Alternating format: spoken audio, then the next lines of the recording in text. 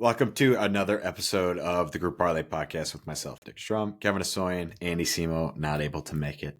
He got off the schneid, finally hit a bet in February, which is good. But tough ones for you and I. Boys went 1 and 2.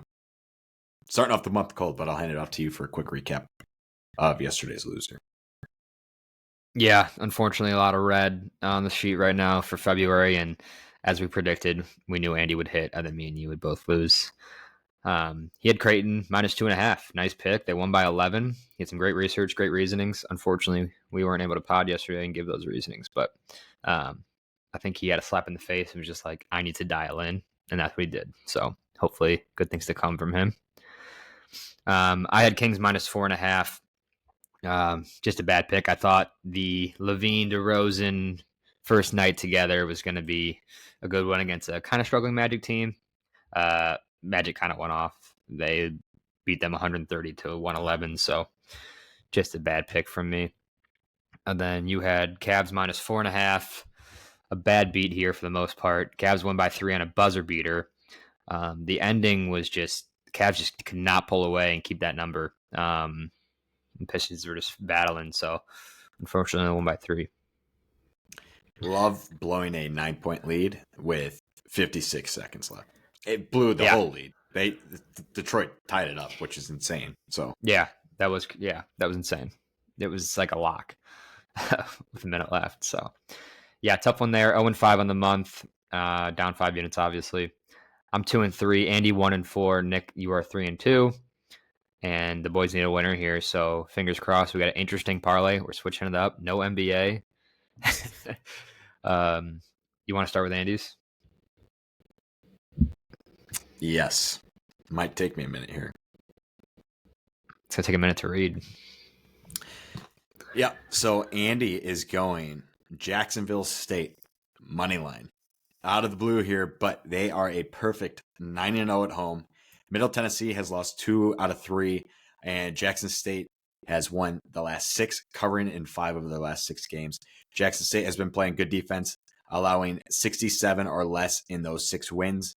And a revenge spot here after losing to Middle Tennessee in January. He says Jacksonville State plays clean basketball.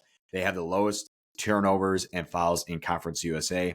And they also have the highest free throw percentage in Conference USA, where Middle Tennessee State is last. He said as long as Middle Tennessee doesn't shoot close to 50% like they did when they beat this Jacksonville State team, they should take care of business. So revenge spot, and they're great at home. I'm seeing kind of a common theme here is a lot of these mid-college basketball teams suck on the road. They can't win on the road.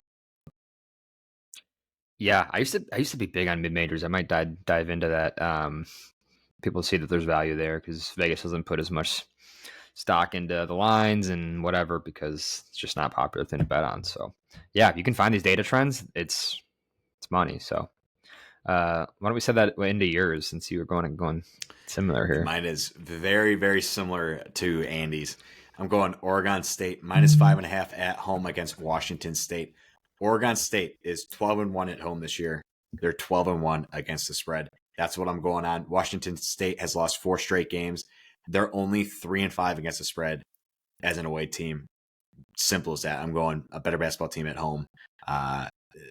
Please don't lose. I can't say I've seen Oregon State play basketball this year, so and I don't think you'll see it tonight either. 10:00 game. Hey, if we're alive, I'm dialed in. I'll be long asleep by then. I know. Breaking news on the pod: Cavs just got DeAndre Hunter from the Hawks for LeVert, Niang, and 3 second-round picks. So Cavs getting deeper. It's a great pickup. The Suns also traded Nurkic to the Hornets for Cody Martin and RIP Virginia McCaskey. A lot going on today. Where's the Vooch trade? Yeah, we got 2:30 is the deadline here, so we'll see what else happens. It's been a crazy deadline. They're not going to trade him. I know it. They're going to at least make another move with someone. Here's my thing with the NBA trade deadline. Second round picks, they don't matter. What's the point of them? What second round player ends up being good? I'm talking like 1% of them end up being a starter. Jokic. Yeah, it's like you're insane, you know, the European player that you didn't trust. It's a unicorn thing. So second round picks to me, like they don't excite me whatsoever. I think the most pointless thing in the world.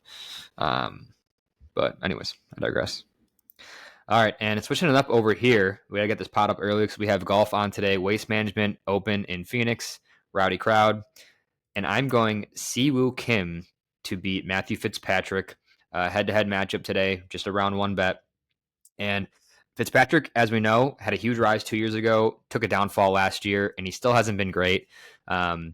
He has not had a top 10 since last June, and he's dropped outside of the top 50 in the OWGR rankings. He's played decent in Scottsdale here in this tournament. It's only this would be his fourth year.